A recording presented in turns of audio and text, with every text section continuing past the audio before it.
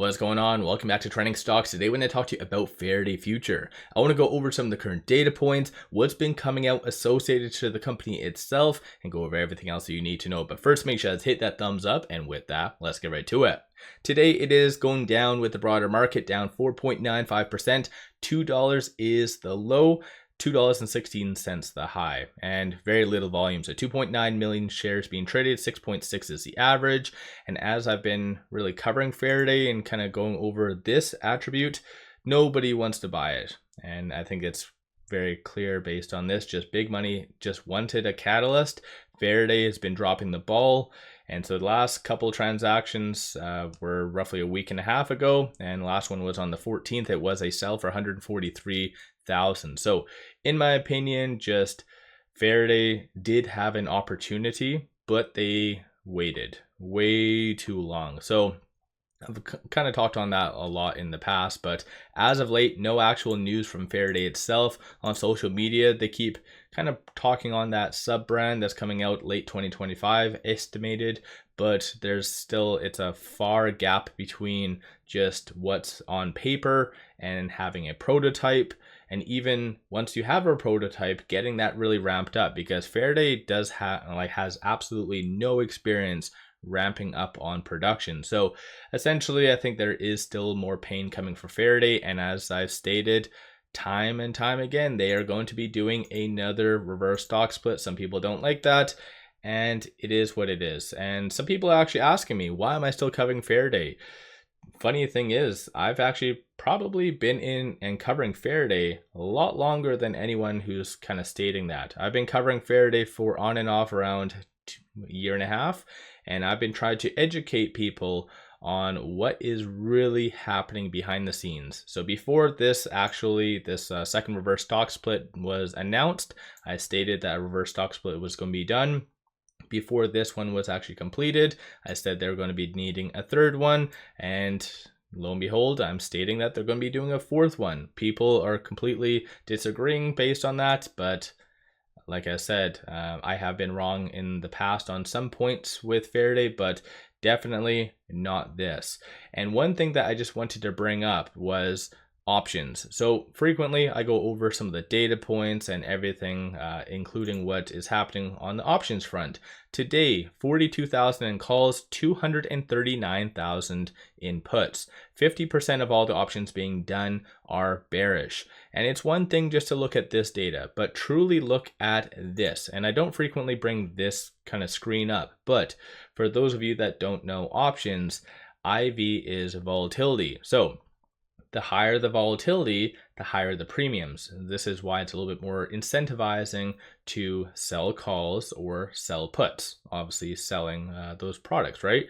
And so essentially, the amount of puts that I just mentioned, and people are physically paying roughly 400 plus in volatility, they are really 100% confident that Faraday is going to go down. And yeah, so people are betting very significantly on Faraday failing. And shorts, I feel like when it comes down to shorts, you have to pay the cost to borrow. It's a lot easier just to go the puts route. So I think a lot of people have been focusing a little bit on that rather than this.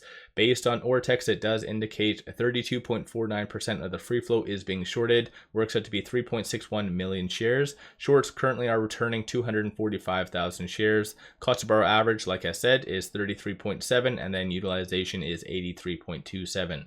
So I think Faraday in general did have a very good opportunity. They should have really been a lot more active when it was getting popular in May. But rather than sitting back and everything, they expected somehow some magic button to come out and for everything to be all better. But they decided to pretty much start ramping up at the tail end of June for the most part, so very slow to react. They were very active on social media. They've kind of tamed that down quite a lot and just doing these random posts, like I said, associated to the whole sub brand, which I think in general is good, but that should have been kind of done last year, or possibly even the year prior, because they keep saying that this was part of their bigger plan. Well, you chose the absolutely worst time to launch a sub brand. And so yeah, I think in general, like I said, Faraday is going to still survive and kind of just kick the can down the road, but there is going to be a lot of repercussions. There's going to be a lot of reverse stock splits in the foreseeable future. And as I've stated, even prior to the reverse stock split, like it's gone down roughly around 80+% since I've been overly bearish on Faraday and kind of calling them out. Essentially, shareholders who are holding is going to, like, their equity is going to go poof. It is going to absolutely go to not zero, but very, very close to that. And just to put it in perspective, over the last 1 year, it is down 98.48. In 2024, down 92.73, and that's not counting, let's say, if you bought into the FOMO and the hype, you are definitely in the doghouse for the most part. So yeah, I think in general, I really was wanting Faraday to succeed, was doing a lot of these videos just to kind of educate, let you guys know what is coming next.